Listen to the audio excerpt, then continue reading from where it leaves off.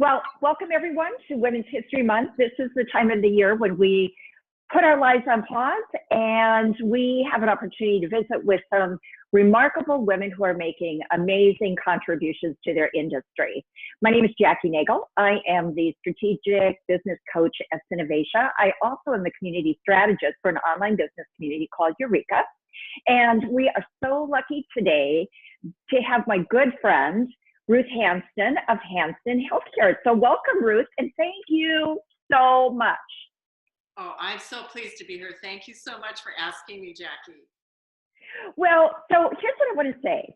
You are one of those unsung heroes that is saving lives literally.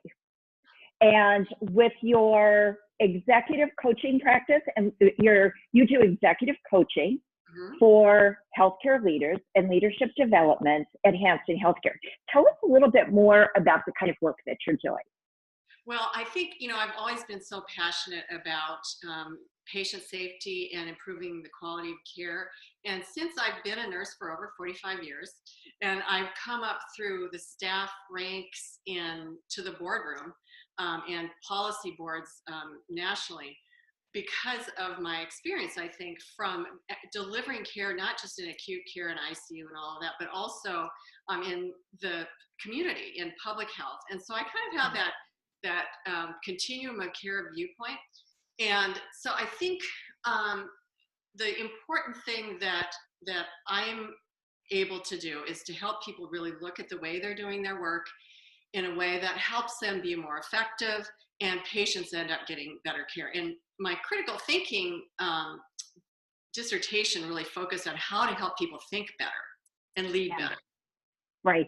And, given everything that's going on in healthcare, right, you're helping the medical profession to become the best that they can be with what they have available to work with, so that they can take better care of people like myself and other people who, kind of end up in their care.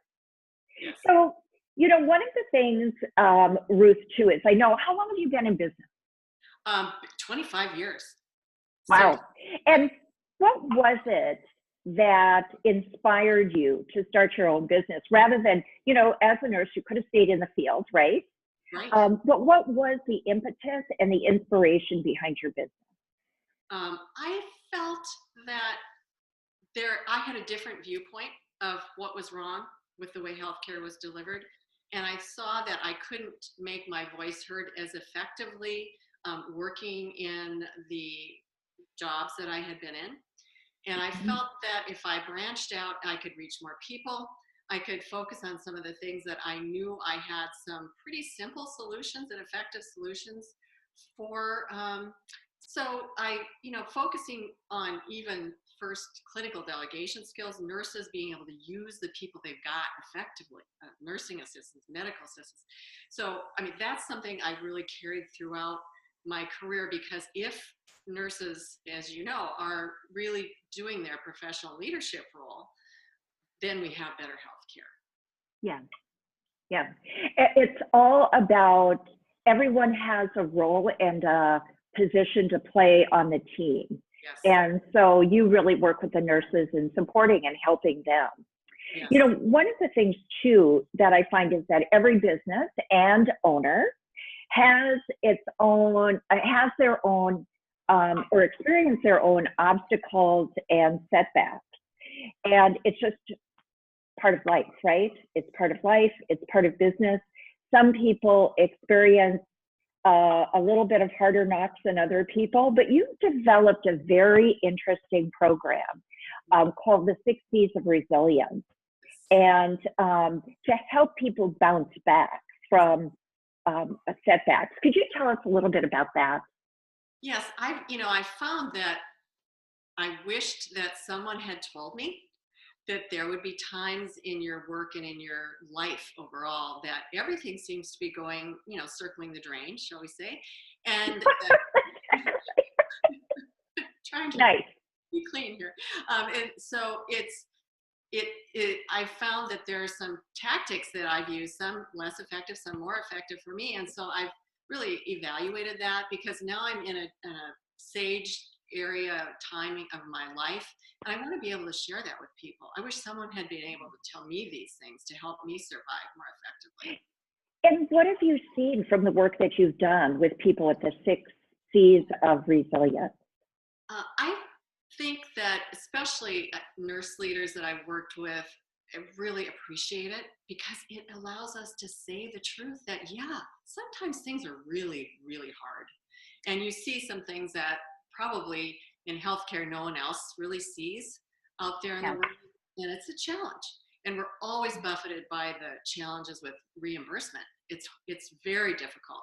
So yeah, they've been very appreciative. I love getting the emails back and saying, I tried this, it really helped me, or I printed this out and I put it by my desk, and so I feel very good about that. That's one of the joys. You know what's so cool about that too, Ruth, is the fact that you're equipping people and empowering people to bounce back in their career, right?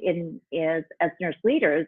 And, I've got to believe too that they don't leave that at the door of the hospital or the clinic once they leave. They take that home. And so it helps to strengthen family units and communities and all of that. So that's really very exciting, very profound program. I find it interesting too that you started your business in one area, right, in critical thinking, which you still do, Yes. and then you've transitioned, as you saw, various needs and into executive coaching for nurse leaders and adding the resilience. Did you ever find when you were making that transition and growing, right, in your business, did you ever find that did you feel like that was natural for you, or did you kind of feel like, yikes, this is?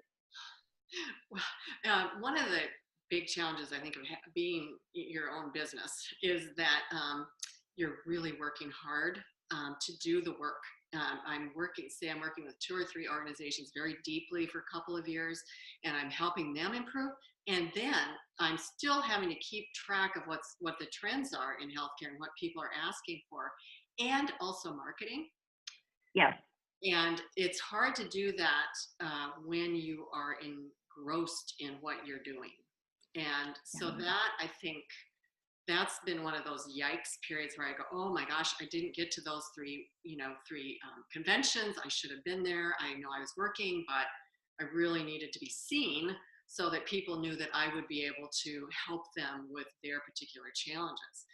I also think getting the research out there about what I'm finding was an essential part of that yikes moment of, oh my gosh, am I going to have any business? Right. Oh gosh, no kidding. And what I appreciate you sharing with us about that is that it's a normal part of business. And those times are going to come. And so when you feel that, don't panic. Yep. That you're not the only one who experiences that, right? Yes, exactly. Yeah. Sometimes we feel like we're so alone, that we're the only one that experiences that. And it's nice to find out, like, phew, I'm normal. And that's one of the reasons for Eureka, for the online forum and that connection with a lot of other people that might be experiencing that. It really makes you feel like, okay, other people have lived through this lean time or this challenge, and they were able to be successful and continue. Yeah, absolutely. So what advice would you give to any woman who is starting her business, thinking about a business, or let's say she's been in business for a while? What advice would you, knowing what you know after 25 years? Yes, I would say do it. Just find the thing that you're passionate about. And that sounds a little trite because you hear that from other people, but I believe if you really know that this is what you should be doing and that this is important for the world, then you have to do it. You just must be doing it. And I can't stress that enough. And I've been doing that for 25 years, and it's a challenge, but I feel very good about the place I've carved out. Yeah. You talk about that as a calling, and it's something that you're really compelled to do. And I really think that also is one of those maybe Well, actually, they're finding now that it's a little bit more scientific. Our intuition, our gut instinct, that there's a lot to that, and that's what I really hear in what you say is that there is that, you know, you got sometimes you just have to follow your gut. Absolutely. Yeah. So Absolutely. Ruth, thank you so much for being a part of our Women's History Month series, and for all you do, and for who you are, and what you're teaching all of us through the work that you're doing. We really appreciate it. We appreciate you. Well, Jackie, I appreciate you too very much. And thank you for this opportunity. Have a great day. Thanks. You too.